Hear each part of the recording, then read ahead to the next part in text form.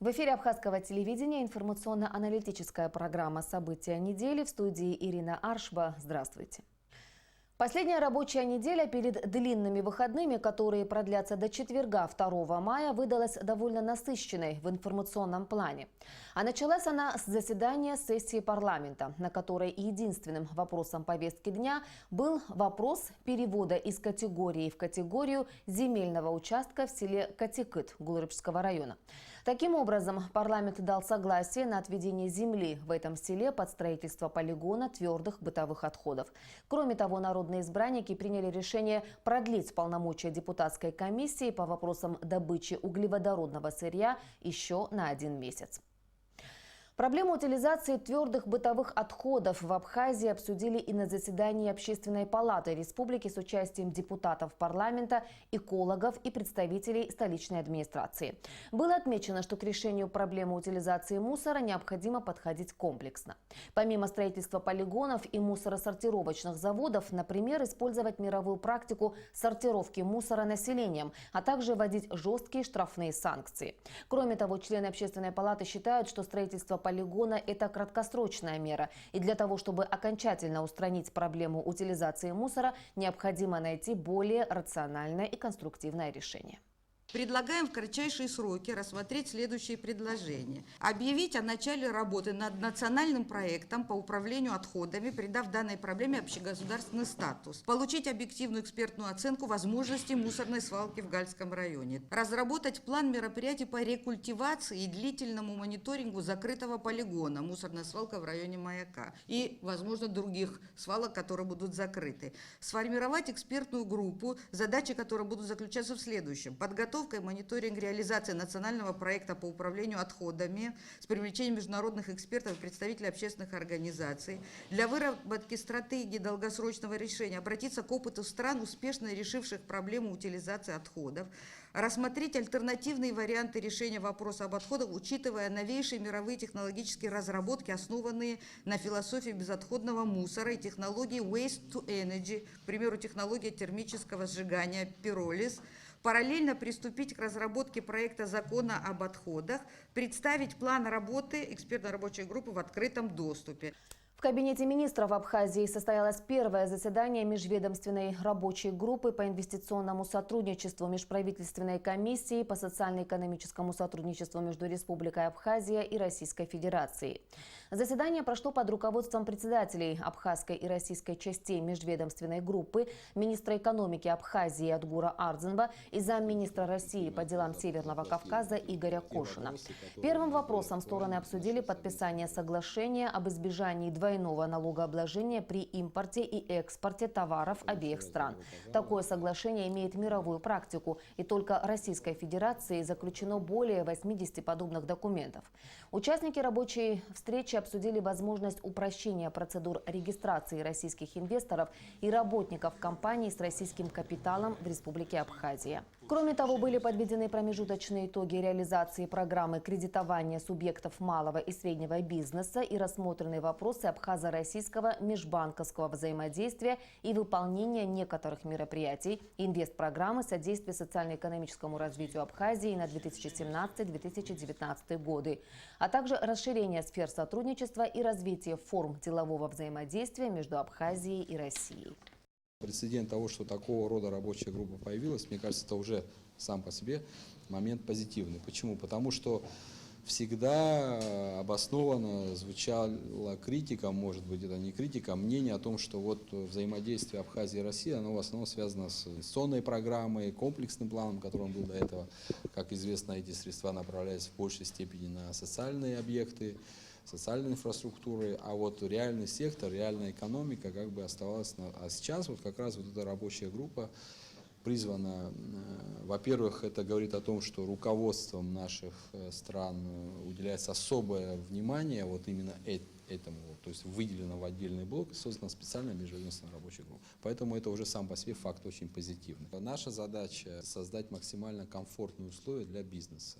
По сути, эта площадка призвана для того, чтобы предприниматели обеих сторон могли вносить сюда через нас те вопросы, которые возникают. Самый, наверное, быстрый вопрос, который сегодня получилось решить, да, это снятие ограничений по присутствию временной рабочей силы здесь. Да? Вот. Дело в том, что в России были одни условия, в Абхазии были другие условия. И каждые 30 дней работнику было необходимо проходить перерегистрацию. Вот сегодня этот барьер снят. Это же здорово. Это позволяет более активно привлекать квалифицированную рабочую силу на территорию республики. Мы очень подробно проговорили взаимоотношения между предпринимателями и теми кредитными организациями, которые активно финансировали и продолжают, кстати, этот процесс по тем инвестпроектам, не связанным напрямую с инвестпрограммой, вот, а связанным именно с реальным сектором экономики. Это было впервые вообще сделано, да, и то, что сегодня есть определенные результаты. Да, есть положительные моменты, есть отрицательные, есть сложности по ряду объектов, но это сложность такого рабочего порядка. Я думаю, что сейчас мы вместе все-таки найдем решение, и эти проекты пойдут дальше и будут не просто реализованы, а будут приносить реальную отдачу как тем банкам, которые финансировали эти инвестпроекты, так и, собственно говоря, республике. Предстоит еще очень-очень большая работа, потому что сегодня какие-то вопросы, да, уже сняты, решены, но есть масса вопросов, связанных с тем же кадастром. Да? Вот мы на протяжении последних, уже ряда лет выработали концепцию, сняли большое количество спорных уже моментов, но еще есть вопрос, который требует доработки. Еще в 2 районах Абхазии завершилась диспансеризация жителей, проводимая в рамках республиканской диспансеризации населения страны. На данный момент диспансеризация проведена уже в Галском, Тхуарчалском и Ачимчирском районах. Всего проконсультировано более 5000 человек. Мероприятие организовано Министерством здравоохранения Абхазии при поддержке сводного медицинского отряда Федерального медико-биологического агентства России. По завершении основных этапов диспансеризации будет сформирована постоянно действующая мобильная группа из числа специалистов ФМБА, которая будет работать по тем направлениям и специальностям, которые на сегодняшний день не представлены в номенклатуре системы здравоохранения Абхазии. А те пациенты, у которых выявлены заболевания, нуждающиеся в оказании высокотехнологичной медицинской помощи, будут в установленном порядке направляться в учреждения ФМБА России либо в центральные медучреждения республики. О том, какова статистика заболеваемости в Тхуарчалском и Ачимчирском районах и какие тяжелые и опасные для жизни заболевания были выявлены в ходе диспансеризации, нам рассказала начальник лечебно-профилактического управления Министерства здравоохранения Абхазии Саида Делба. В Тхуарчале и в Ачимчирском районе хорошая была посещаемость. Около 2000 было в Тхуарчале и свыше 2000 было в Ачимчирском районе. Большой процент посещаемости был детьми. На первый план выступают и в одном, и в другом районе заболевания мочевыводящих путей. На втором месте в Ачимчирском районе это патология глаза. На третьем месте это сердечно-сосудистые заболевания. В Тхуарчальском районе еще плюс эндокринная патология более превалирует. Что касается детей, на первом месте неврология. И в одном, и в другом районе, так же, как и в Гальском районе. На втором месте патология дыхательных путей и на третьем сердечно-сосудистая патология. Касаемо социально значимого заболевания, такого как туберкулез, в Ачимчирах 2 человека, в Тхуарчале 3 человека. Это впервые выявленные. Что касается туберкулеза у детей, к счастью, не выявлено. Новообразование, злокачественные новообразования не выявлены. У женщин были взяты мазки на ПЦР-диагностику, около 300 с лишним мазков и по Ачимчиру, и по Тхуарчалу были отправлены в онкоцентр, в Гулиевское ЦРБ для того, чтобы провести диагностику. Те пациенты, которые нуждались в экстренной медицинской помощи, были тут же на месте госпитализированы. В основном это нарушение ритма, патологии сердечно-сосудистой системы, гипертонические кризы. 2 женщины в экстренном порядке с Тхуарчальской ЦРБ были отправлены в республиканский роддом с маточным кровотечением. В принципе, диспансеризация проходит успешно. Возможно, надо было продлить еще дни пребывания ФМБ на территории Ткварчала и Ачимчирского района. Но так как у нас уже созданы графики, они идут по графику. Но те, кто не успел пройти диспансеризацию в своем районе, может пройти в любом другом районе тогда, когда предоставится такая возможность. Не будет отказа никому, будут все приняты. 25 апреля черкесы всего мира отметили 189-летие адыгского флага. Адыгская черкесская общественность Абхазии отметила этот день в Сухуме. Мероприятия начались с возложения цветов к мемориалу Владислава Ардзенба в селе Нижняя Шира, где участники акции почтили память первого президента Абхазии. Затем они направились к устью реки Гумиста, где в апреле 1993 года погибли бойцы группы «Кабарда» под командованием легендарного Гены Карданова и возложили цветы. Затем колонна автомобилей с адыгскими флагами направилась к мемориалу в парке Славы в центре Сухума. Участники мероприятия возложили цветы и поклонились памяти погибших в Отечественной войне народа Абхазии 1992-1993 годов. Адыгский флаг, как государственный флаг Адыгеи, был утвержден в 1992 году. Он представляет собой зеленое прямоугольное полотно, на котором изображены 3 скрещенные золотые стрелы и 12 золотых звезд, означающих объединение адыгского народа.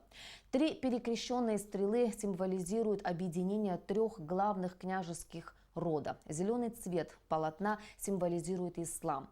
День адыгского флага отметили и в Абхазском государственном университете. На площади у главного вуза страны состоялась торжественная церемония поднятия адыгского флага. Студенты АГУ исполнили национальные танцы. Звучали абхазские народные песни в исполнении вокально-инструментального ансамбля «Гунда». Затем в Государственном музее боевой славы имени Владислава Ардзенба состоялся концерт, посвященный Дню адыгского флага. Открыл мероприятие государственный ансамбль народного танца «Кавказ». Он выступил перед зрителями с адыгским танцем «Исламей». На сцене была выставлена копия адыгского флага, с которым добровольцы из Адыгеи прибыли в Абхазию во время Отечественной войны.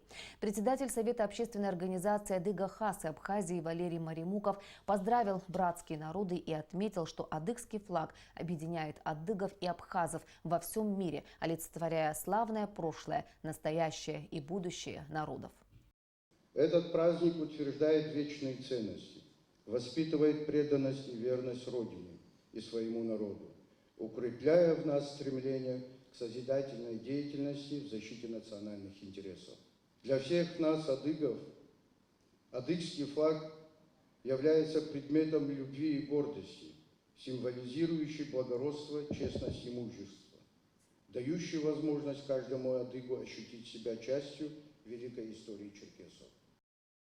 На этой неделе Министерство обороны Абхазии совместно с частями и соединениями Южного военного округа Вооруженных сил России проводили командно-штабные учения в рамках плана боевой подготовки объединенной группировки войск Абхазии и России в соответствии с межгосударственным договором о союзничестве и стратегическом партнерстве. 26 апреля учения посетил президент республики Рауль Хаджимба. Репортаж Саида Джарсалия. В совместных учениях российских и абхазских военных от Министерства обороны Абхазии принимают участие 2 отдельных мотострелковых батальона, артиллерийская группа, отдельный отряд специального назначения, а также подразделения министерств и ведомств, входящие в вооруженные силы республики. Личный состав соединения был разделен на 2 противоборствующие стороны. Подразделения противника и своих сил в течение недели вели условные боевые действия в сложных условиях горно-лесистой местности. К учениям также была привлечена авиация и корабли Черноморского флота. Командно-штабные учения посетил президент республики Рауль Хаджимба. По легенде учений командирами и штабами было отработано управление межвидовыми группировками войск в оборонительных и наступательных действиях в районе Кадурского ущелья и восточной приграничной зоне республики. Работа проводилась на 2 командных пунктах. В пункте управления Главного командования Вооруженными силами Абхазии президенту Раулю Хаджимба и министру обороны Мирабу Кишмария показали видеосъемку учений всех силовых структур, входящих в состав Вооруженных сил Абхазии. Офицеры доложили о том, как прошли эти учения в Ачимчирском районе и приграничной с Грузией зоне. Президент поблагодарил военнослужащих и отметил, что подобные учения повысят способность абхазской армии успешно противостоять потенциальным военным угрозам. Рауль Хаджимба отметил важное значение военных учений и взаимодействия между Абхазией и Россией в сфере обороны. Реально на сегодняшний день то положение дел, которое складывается на Черном море, с учетом тех процессов, которые происходят на Украине и в других государствах Черноморского бассейна, нужно нам учитывать.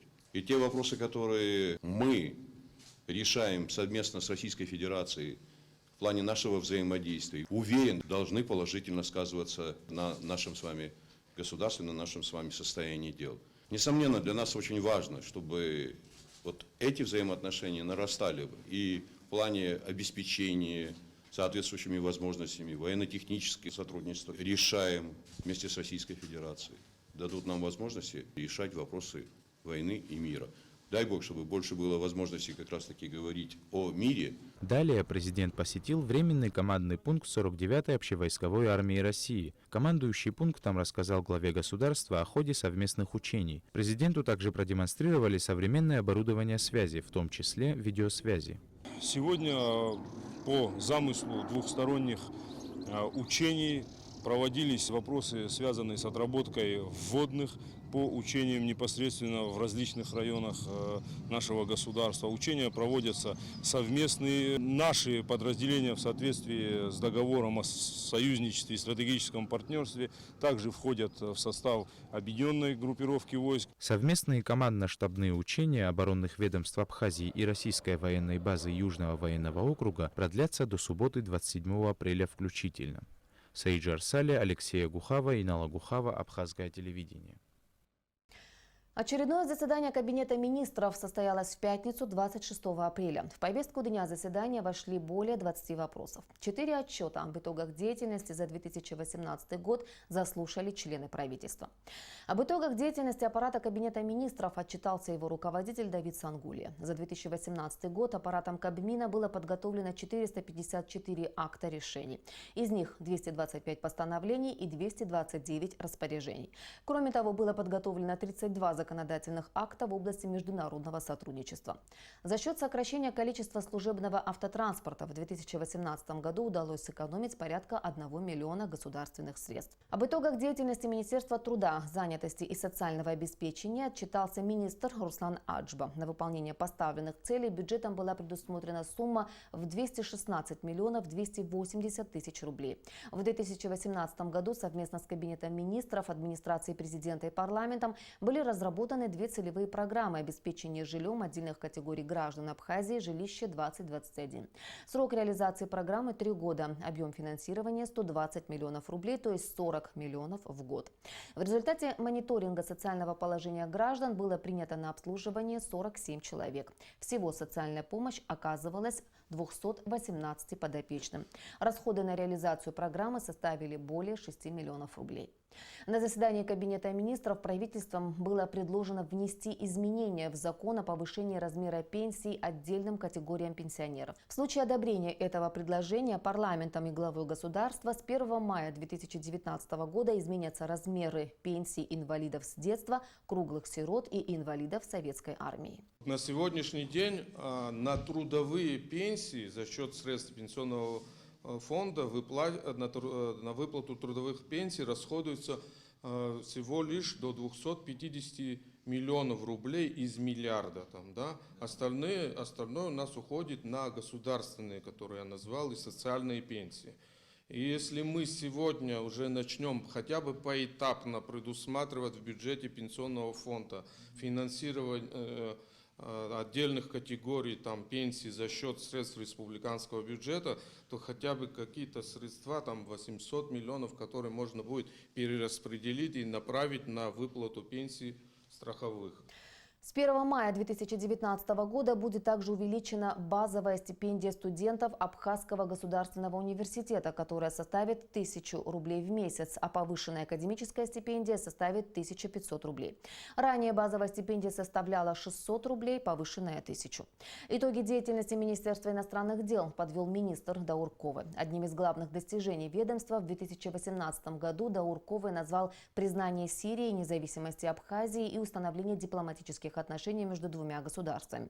Кроме того, в течение отчетного периода проводилась работа по укреплению российско-абхазских отношений в различных сферах, продолжались регулярные консультации в рамках механизма внешнеполитической координации. Члены правительства также заслушали отчет министра юстиции Марины Пилия. В минувшем году органами ЗАГСа в Абхазии осуществлена запись 4915 актов гражданского состояния. Органами ЗАГСа в 2018 году взыскана государственная пошлина порядка 895 тысяч рублей. В итоге все 4 отчета были приняты. На заседании Кабинета министров также была одобрена новая форменная одежда и знаки различия по специальным званиям сотрудников органов внутренних дел. Был также рассмотрен вопрос передачи в аренду имущественного комплекса спортивного лицея в селе Цандрыпш обществу с ограниченной ответственностью ГЕЧ. Как отметил заместитель председателя Госкомитета по управлению госимуществом и приватизации Михаил Ладария, арендатор обязуется сохранить спортивное направление деятельности данного имущественного комплекса. Члены правительства также включили имущественные комплексы кирпичного завода в селе Джирхуа Гудаутского района, объединение нерудных материалов в поселке Скурча Ачимчирского района, Гагрский завод безалкогольных напитков в поселке Бзыпта в перечень объектов, принадлежащих приватизации. Кроме того, члены правительства приняли решение о списании многолетних насаждений цитрусовых в Новоафонском госхозе Псырцха и ликвидации самого цитрусового госхоза. В Абхазии в эти дни находятся представители Организации непредставленных народов и наций Фернандо Бурхес и Лючия Поручи. Основная деятельность ОНН направлена на восстановление прав и свобод наций, поддержке их стремления к самоопределению.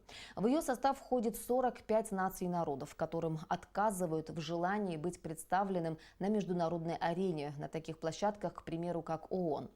Абхазия является членом ОНН с 1991 года. Организация занимается лоббированием интересов нашей республики. Благодаря деятельности ОНН в этом году представители нашей страны имели возможность посетить Европарламент, где обсуждали вопросы гуманитарного характера и защиты прав человека. Сегодня глава отдела по вопросам политики и исследований ОНН Фернандо Бурхес – гость нашей программы. Здравствуйте, господин Фернандо. Расскажите нам о цели приезда в Абхазию. Большое спасибо за то, что приняли меня, за то, что я нахожусь в Абхазии. Я очень рад здесь пребывать. Это мой второй визит в Абхазию. В этот раз я приехал со своей коллегой Лючией Поручи. Это сотрудник ОНН, который занимается вопросами лоббирования. Мы приехали с целью провести 2 мероприятия в Абхазии. В первую очередь это исследование, которое мы здесь проводим в рамках доклада, который подготавливает Организация непредставленных народов и наций. И доклад будет посвящен гражданам Абхазии, у которых нет российских паспортов, российского гражданства и которые испытывают проблемы с выездом за рубеж. И второе мероприятие – это вот то, которое завершилось буквально совсем недавно. Тренинг, который мы проводили в МИДе Абхазии, тренинг для молодых дипломатов на тему того, как наиболее эффективно представить Абхазию в Организации Объединенных Наций, если такое произойдет. И также тренинг был посвящен вопросам лоббирования. Вот вы сказали, что приехали в Абхазию с целью подготовки доклада. Сколько времени вы планируете работать над ним и что войдет в этот доклад? Эту неделю мы проводим в Абхазии полевое исследование. Мы встречаемся с реальными людьми, в большей степени с молодыми людьми, которые больше, чем остальные, скажем так, испытывают проблемы с тем, что у них только абхазские паспорта и нет возможности выезжать за рубеж в целях продолжения обучения и так далее. Затем уже мы продолжим наши исследования с нашими коллегами в Брюсселе. И этой осенью мы планируем данный доклад завершить, после чего мы собираемся представить его в Европарламенте. Наряду с этим будет презентация доклада здесь в Сухуме. Тем самым у нас появится конкретный инструмент для лоббирования данной темы и для того, чтобы эта проблема в конечном итоге была решена. Вы также отметили, что вы второй раз уже находитесь в Абхазии. Поделитесь с нами своими впечатлениями. Какой вы увидели нашу страну?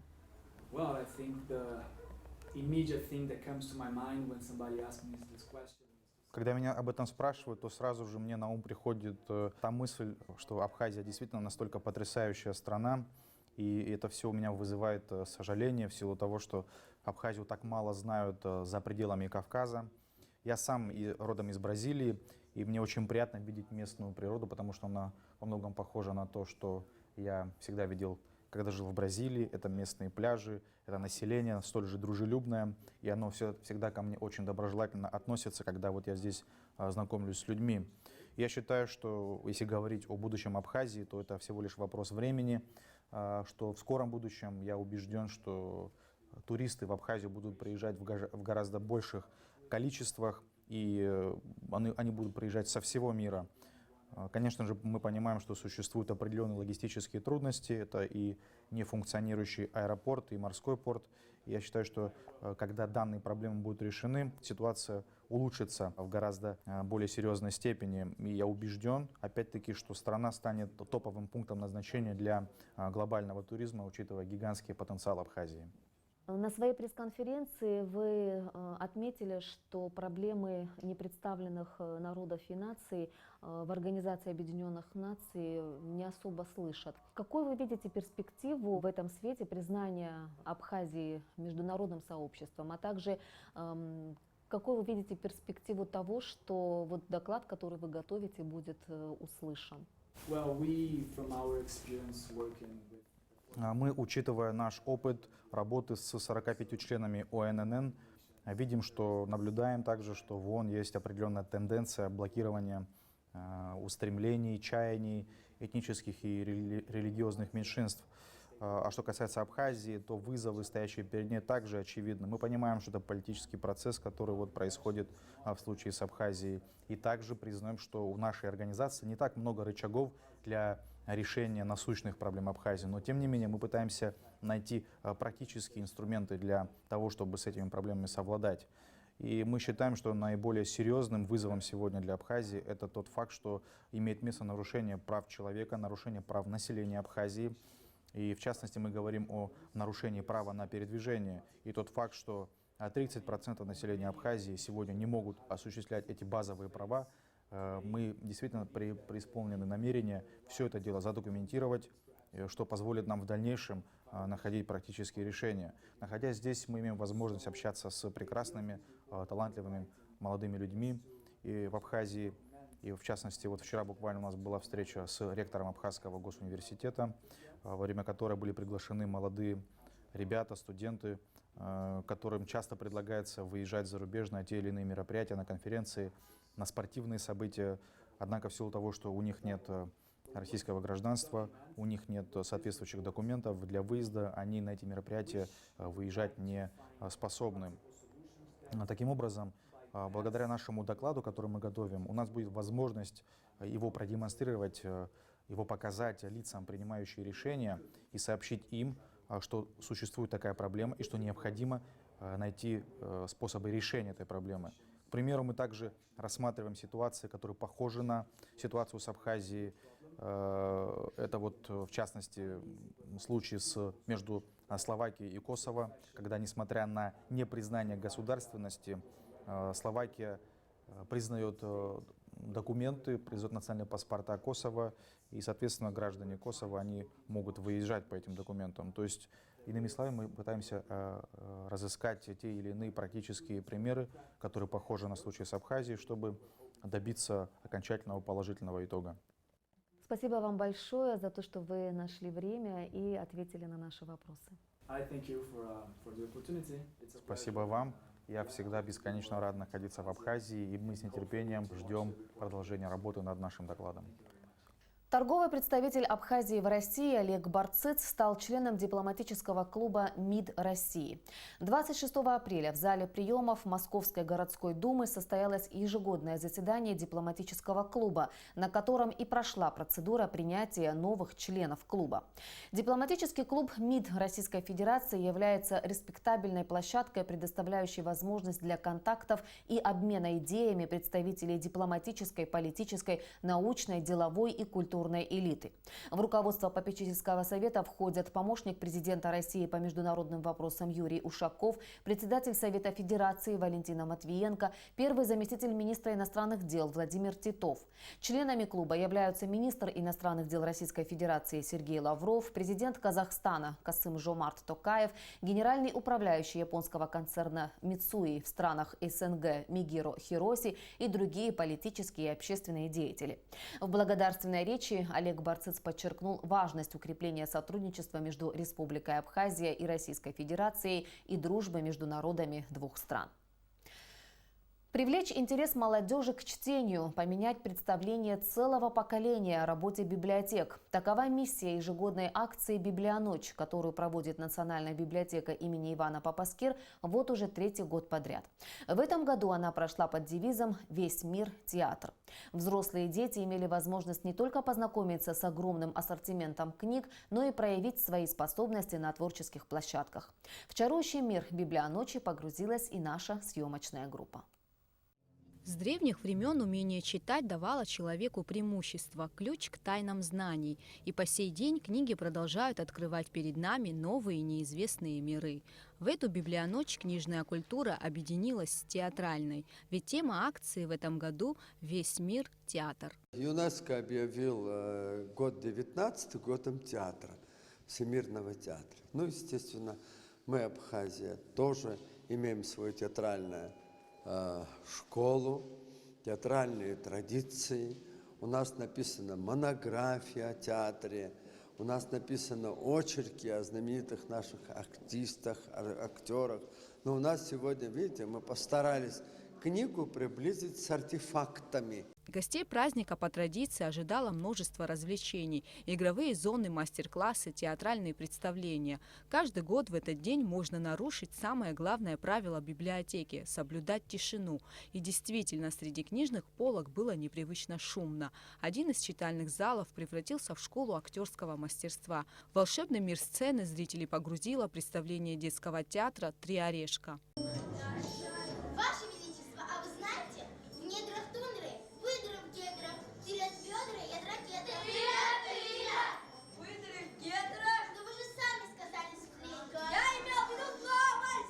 Сегодня я играл в сценке Златовласка, играл короля. Мне очень понравилось, и я уже, можно сказать, 12-й раз на сцене. Необычно было и то, что каждый желающий мог забрать понравившуюся ему книгу по буккроссингу. После того, как он ее прочтет, обязательно должен передать другому, ведь именно в этом и состоит весь смысл всемирного движения. Кроме того, на первом этаже библиотеки любители литературы могли приобрести понравившуюся книгу, а также порадовать себя различными хендмейд-изделиями из дерева, вязаными аксессуарами, необычными и полезными сладостями. Здесь 100% шоколад у меня. Это называется конфеты ручной работы, но они сделаны все из натуральных продуктов. Вообще во всем мире сейчас это очень ценится, это очень модно. И не только модно, это, во-первых, и для здоровья полезно, потому что здесь нет никаких абсолютно консервантов, это натуральный продукт. А на этой площадке открыта фотовыставка «Заслуженные артисты Республики Абхазия» и книжная выставка «История театра».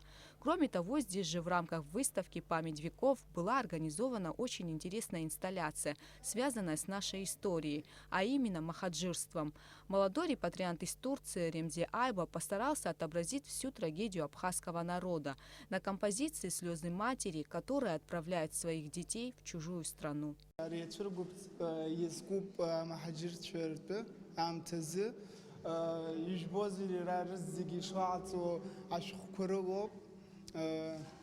أفندر يشخو حستزجي أشخو بخيرتاجن بيحاويد أيديجي حرادة الروبزني حستا دار وقحر حاوي تبري حسخرار زحد جورزي زبانزري خا أشاري ما تشمكون بسنن بي زجري زود يحت خد بري حينت صغت بيحت نر وبا حويس وبا إدحربار تبري أشخو بروا. На третьем этаже библиотеки ночных посетителей ждали 7 новелл Михаила Лакарба, которые зрители смотрели с большим удовольствием. А в следующем зале для детей был организован мастер-класс фрактального рисования. С этой целью в Абхазию был приглашен российский специалист. Необычный метод рисования очень понравился юным художникам. Когда закрываешь глаза, рука сама ведет. Потому что, ты еще боишься, какое-то чувство страха, и одновременно какая-то, думаешь, куда идти, что повести. И нам сказали то, что здесь можно понять психологию человека, разобраться. И, если честно, я верю в это, потому что это на самом деле познаются какие-то глубины, какой-то характер, может быть. В одном из кабинетов библиотеки прошла викторина «Самый умный», в которой участвовали 2 команды студентов АГУ. Мы первый раз принимаем участие в такой викторине. На самом деле очень интересно проявить себя, узнать то, на что ты способен, проверить себя, свои знания, что-то вспомнить из прошедшего материала. Это всегда очень интересно. Нам все очень нравится. Мы бы всегда хотели участвовать в таких мероприятиях, и мы очень рады, что нас позвали. В этот день книголюбов пускают даже в святая святых, хранилище, где собраны редкие и уникальные издания. Чего не сделаешь, чтобы привлечь читателя. Акция «Библионочь» в Государственной национальной библиотеке проходит уже 3-й раз и собирает сотни любителей литературы из всех районов страны. Гугут Савардания, Тамас Чиковани, Руслан Орлов, Абхазское телевидение. В Сочи с 24 по 28 апреля в рамках проекта «Друзья-сябры» проходит пресс-тур, в котором принимают участие журналисты из различных информагентств Белоруссии. В рамках этого проекта представители СМИ Белоруссии провели одно выездное заседание в Абхазии, где встретились со своими коллегами, представителями абхазских СМИ.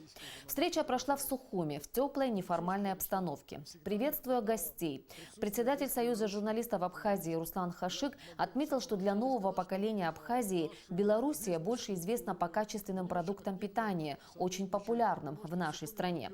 Теперь пришло время через такие контакты наладить новые связи, которые будут отвечать современным реалиям. В составе белорусской делегации главные редакторы газет, интернет-порталов, руководители телеканалов и корпунктов. Как отмечалось на встрече, необходимо устранять информационный вакуум вокруг Абхазии, созданный по ряду причин. Для нашей страны важно, чтобы в мире знали и рассказывали о ней как можно больше людей. Наши бизнес-структуры, они очень активно сотрудничают. Вы можете в Сухуми найти очень много интересных магазинов с белорусским товаром, мебель из Беларуси, продукты из Беларуси. Вот журналистов не было, мы вас очень рады видеть здесь, приветствовать вас. И в самом начале еще раз хочу заявить о нашем большом желании, интересе к вашему проекту, российско-белорусскому проекту. Мы даже готовы постучаться к вам в клуб, если вы нас примете, и мы будем расширять вашу дружескую компанию. Я даже, знаете, распечатал, как это будет смотреться. Очень хорошо. Мы не забываем, что есть прекрасные места. Абхазия, безусловно, одно из них. Мы не забываем, что у нас есть друзья везде. Мы много путешествуем. Какой смысл в этих путешествиях? Мы понимаем всякий раз, и я своим коллегам белорусским говорю, они мне это говорят, что, собственно говоря, мы и есть союзное государство. Пусть Абхазия независимая республика и так далее, но где-то рядом находится, близко к нам, не отрывается от нас. И вот даже, так сказать, ваш плакатик этот говорит об этом. И мы хотели бы сохранить старое наследие и привлечь какие-то новые важные знания, получить, посмотреть что-то своими глазами. Все тут журналисты, все понимают, пока своими глазами не увидишь, ничего не поймешь. Сколько бы ни говорили о цифровой журналистике, глаза и уши, и все остальное, и голова, это очень важно для того, чтобы это сделать. Поэтому мы навязались к вам тоже в гости.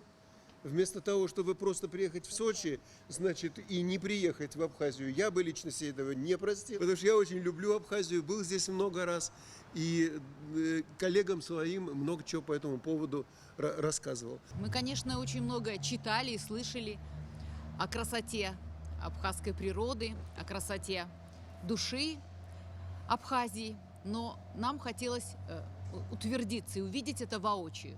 И вот сегодня эта замечательная возможность у нас появилась.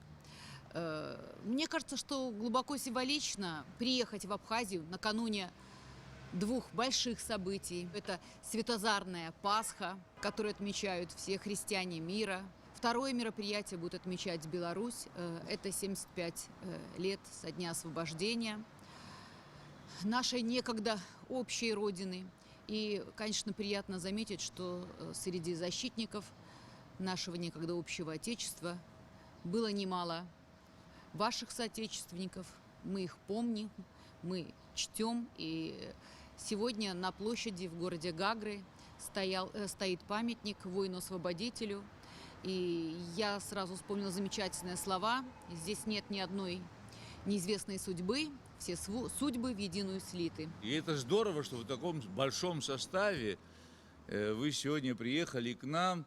Я думаю, что даже вот это маленькое наше общение, вот это начало нашего разговора, это уже даст вам хорошую пищу для размышления, чтобы и мы можем вот этот вакуум информационный, который создан, к сожалению, в силу разных объективных и субъективных причин, мы можем все вот это восполнить, и с нас это может начаться, с нашего диалога, с нашего общения.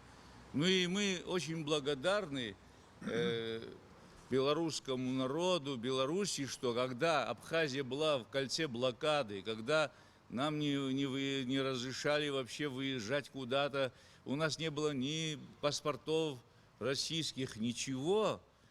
И все время объявлялись санкции СНГ против Абхазии. Белоруссия ни разу не подписалась под это. И Белоруссия, и Туркменистан, кстати. Две республики из стран СНГ, которые не подписали ни один документ об экономических санкциях против Абхазии. В эти дни православные всего мира готовятся к встрече самого большого и светлого христианского праздника – Пасхи. Светлое Христово воскресенье – самый почитаемый и радостный праздник церковного календаря. Праздник праздников, который символизирует обновление и спасение мира и человека, торжество жизни над смертью, добра и света над злом и тьмой. Об истории праздника Пасхи и о том, как верующие Абхазии готовятся к нему, в репортаже Алики Трапш. Православный праздник Воскресения Христова является самым великим христианским праздником и одним из главных среди 12 православных праздников, которые церковь отмечает с особой торжественностью. Праздник Воскресения Христова также называется Пасхою по имени ветхозаветного праздника, установленного в память избавления евреев от египетского рабства. Пасха в христианстве означает прихождение от смерти к жизни, от земли к небу. Праздник Воскресения Христова – это переходящий праздник. Его дата меняется год от года и зависит от лунно-солнечного календаря. На Пасху все православные христиане вспоминают события, описанные в Новом Завете евангелистами. В пятницу Страстной Седмицы Иисус Христос был распят на кресте на горе Голгофа.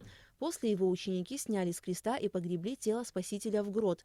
В воскресенье Мария Магдалина и другие жены-мироносицы пришли к гроту с благовониями. Они принесли их для помазания на тело умершего, как тогда было принято делать. У входа в грот они увидели, что камень, закрывавший вход в него, отвален, и нет тела Христа. И в этот момент перед ними появился ангел Господень, который сошел с небес. Он обратился к ним и сообщил, что Иисус Христос воскрес из мертвых.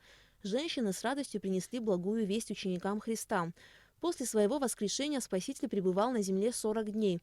За это время он явился многим сотням своих учеников и последователей. Он наставлял апостолов в своем учении, дабы они смогли проповедовать Евангелие по всей земле, как и было завещено. По прошествии 40 дней Господь вместе со своим нетленным телом вознесся на небо, где пребывает рядом со своим Отцом. Православные христиане очень ответственно подходят к празднованию Пасхи, держат Великий пост, посещают богослужения, раскаиваются в совершенных деяниях. Суббота – последний день подготовки к Пасхе. Хозяйки готовят еду, пекут куличи, красят яйца. Пасхальные куличи пекли еще в дохристианские времена. Сама округлая форма имела сакральный смысл. Яйцо и округлая верхушка Пасхи являлись символами плодородия и начала жизни. Но традиция печь куличи сохранилась и до наших дней, и многие хозяйки пекут на Пасху пышную сдобу с круглой шапкой и украшают ее нарядной глазурью. Красим яйца, готовим куличи, жертвоприношения приносим, едем в деревню, открываем пасхальный кувшин, и весь род, семейный собирается и празднуем. Всех, кто верит в Пасху, в воскрешение Христа. Поздравляю всех с праздником, желаю всем здоровья, всего доброго, мира, благополучия, детям, старшему поколению, всем-всем. Мы за 2 дня до Пасхи красим яйца, и когда наступает Пасха, мы встречаем своих друзей и празднуем вместе этот праздник. Готовимся, как все обычно, по старой традиции, как наши бабушки, мамы научили. Поздравляю со светлой Пасхой, чтобы у всех была на столе чаша полная всегда. Мы очень с душой готовимся, с чувством готовимся и очень ждем этот праздник. Перед Пасхой мы красим яйца, стараемся всегда покрасить, естественно, красным цветом. Ну и печем куличи обязательно. С субботы уже на воскресенье идем на службу, несем туда, освещаем это все. Наравне с пасхальным куличом главным атрибутом праздника Пасхи стали крашеные яйца. Согласно преданию, святая Мария Магдалина во время своей проповеди в Риме преподнесла императору Тиберию куриное яйцо, при этом воскликнув «Христос воскрес!». В ответ на это римский император возразил, что скорее это куриное яйцо из белого станет красным, нежели он поверит в то, что кому-либо из живущих на земле доступна способность воскресения. Правитель Рима потребовал чуда, и чудо произошло. На глазах у множества людей куриное яйцо, преподнесенное Магдалиной, стало красным. И тогда император воскликнул «Воистину воскрес!». С тех самых пор и появился обычай на Пасху приветствовать друг друга такими словами и окрашивать яйца в красный цвет. По традиции, в ночь с субботы на воскресенье православные верующие идут в храм и принимают участие в праздничном ночном богослужении и встречают светлый праздник Воскресения Христова. Алика Трапш, Минала Гухава. Для событий недели. В субботу вечером верующие Абхазии встречали прибытие благодатного огня из Иерусалима. Ровно в половине 12-го начнется всеночное бдение и божественная литургия, восхваляющая победу жизни над смертью. Прибытие благодатного огня в Сухумский кафедральный собор и праздничную литургию абхазское телевидение будет транслировать в прямом эфире. Верующие из Абхазии, как и тысячи паломников всего христианского мира, были свидетелями схождения огня в гробе Господнем накануне Пасхи, Великую Субботу. Наши паломники с 2016 года ежегодно отправляются на Святую Землю, посещают священные места, проводят важные встречи. Смотрите репортаж Мананы Кокускер из Израиля.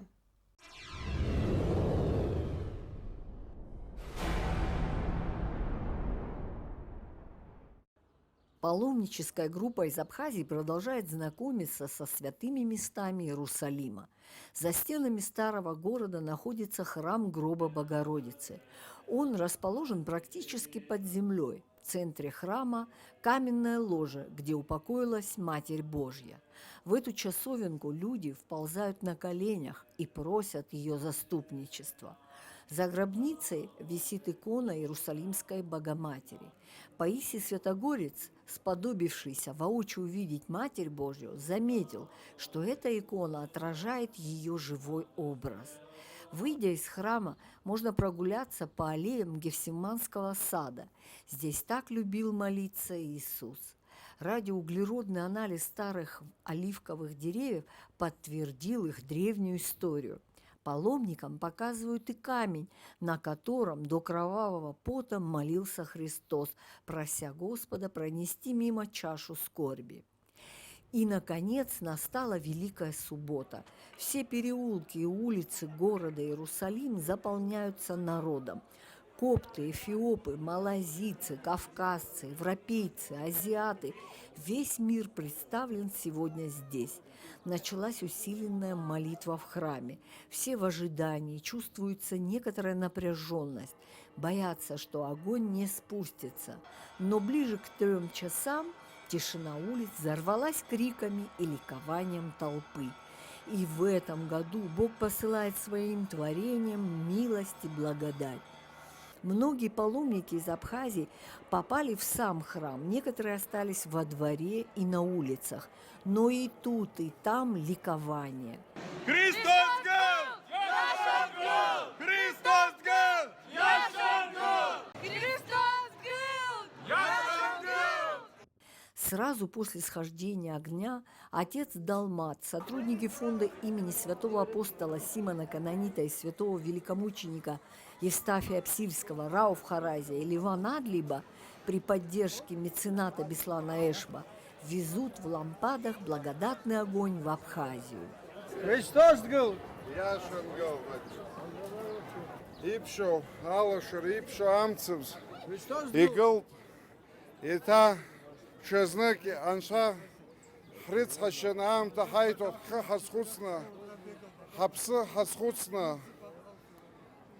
хапсынра хасхуцна, хыла шала дала хазнуквана, хшивла хазнуквана, духала хазнуквана, абстазарана хагдзо, убреза шамта хайтет. Шудесну холой. Хара ариамца хамана амю хаклой. Батюшка шепша и ахцет. Христос гол! Яшон гол! Анша уход! Хамми ирлаша абриала шарай и нахгарпы абсентолога. Ауитвиса езепшу игвыргала алаб харуман анша итат. Я хочу поздравить всех с наступающим праздником Светлой Пасхи. С Божьей помощью сегодня сошел благодатный огонь в храме гроба Господня. С частицей этого благодатного огня мы едем в Абхазию. В канун праздника Светлой Пасхи будем в кафедральном соборе. Еще раз поздравляю всех с праздником, с наступающим праздником Светлой Пасхи. Аншаил Хахамазад, Абсанрану Хазад. И снова Господь проявил милость к своим людям, дав надежду и осенив весь мир благодатным огнем. Манана Кокускир, Эльдар Дамиров, Иерусалим, Абхазия. Такими были события уходящей недели. Какими они будут, мы обязательно расскажем вам в следующей программе. Всего доброго.